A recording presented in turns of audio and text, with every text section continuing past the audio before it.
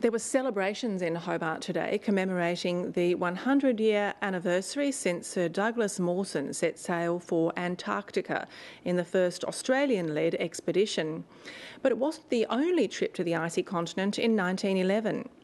Robert Falcon Scott had hoped to be the first person to reach the South Pole. Despite reaching his destination, the Englishman was trumped by Norwegian Roald Amundsen by a matter of weeks, and along with his 4 companions died on the return journey.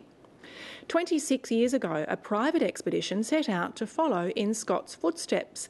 The walkers succeeded, but the expedition also suffered a crushing blow. The experience is now being revealed through art.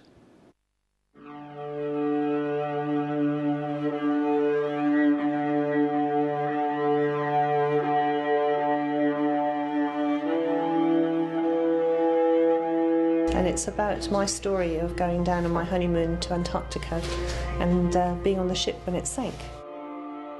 Describing herself as just a young thing in 1985, Sarah Robert Tussaud was newly married and living in London when she embarked on an adventure of a lifetime, retracing the steps of Robert Scott's journey to Antarctica. Captain Robert Falcon Scott set out to conquer the South Pole for England, but he and his 4 brave companions died in the attempt.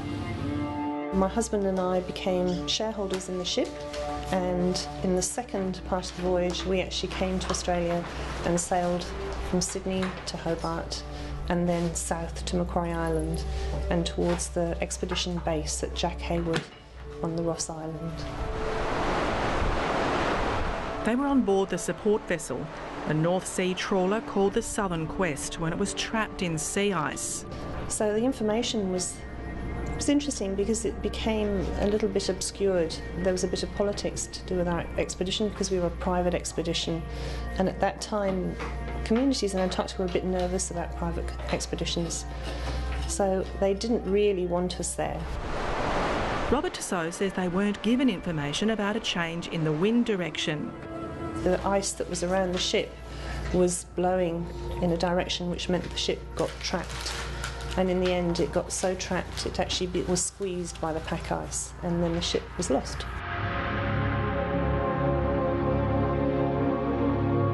All 21 on board got off safely. 1 filmed the ship sinking.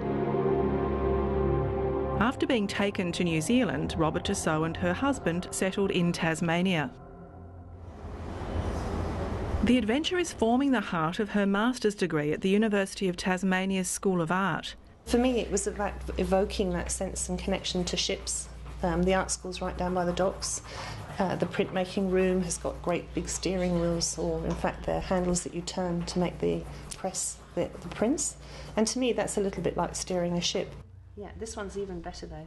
It's also taken her in a new direction, working with students at Bridgewater's Art House. I've wanted to actually do some work as an artist in residency, so jumped at this opportunity without really knowing what I was jumping into, but actually that's quite evocative of the whole thing.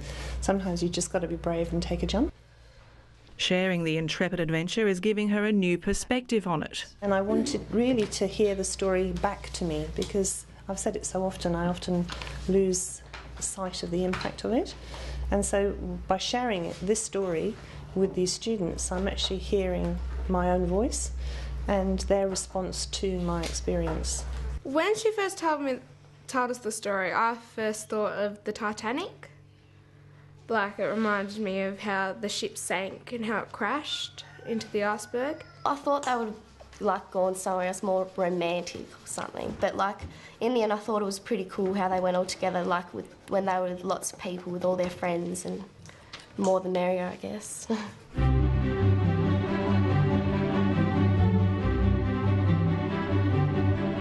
These students from Bridgewater and Gagebrook in southern Tasmania are part of a program linking the university with a lower socio-economic area. As part of her master's degree, she will be assessed on her teaching the students printmaking. It sort of just brings out the love of the story, and there's music notes in it as well, which Sarah told us the last song that was played when the Southern Quest was alive was the last post that was playing when it was sinking, so it was all about music and romance. Is that snow, do you think? Flurries of snow? Yeah, I'm thinking about like doing... Excellent. We in Tasmania have an unfortunately low participation and attainment rate in tertiary education, so this is definitely a project where we're targeting an area where participation is amongst the lowest in the country, with the intention of making some contribution to improving our performance as a state. Head of the art school, Professor NOEL FRANKHAM, says the program ties in with the recent co-location of the Polytechnic's Creative Art program to the art school. The Commonwealth, in responding to the Bradley Review, has a deep commitment to increasing the number of Australians with a tertiary qualification. There's also, alongside that, a sense of a blurring of the lines between the vet and higher education sector, and this project is attempting to find benefits in both those strategies. Our main goal is to meet the Bradley Review recommendations, which is to increase by 20% the number of students from lower socioeconomic areas into higher education. And we feel early intervention is extremely important out here. Like it just really inspired me with all 12-year-old TAYLA Clark wants to go to university to become a teacher. Her tutor's close call in the icy continent hasn't put her off. Yes, I would like to go to Antarctica, but it would be really cold. Like the adventurers she's heard about, 16-year-old MADDY DOUST would be a trailblazer in her family. Nah, not really. Most of them went to college, but my sister's dad's brother went to university, but that's about it. But you reckon you'll go there? Hopefully, yeah.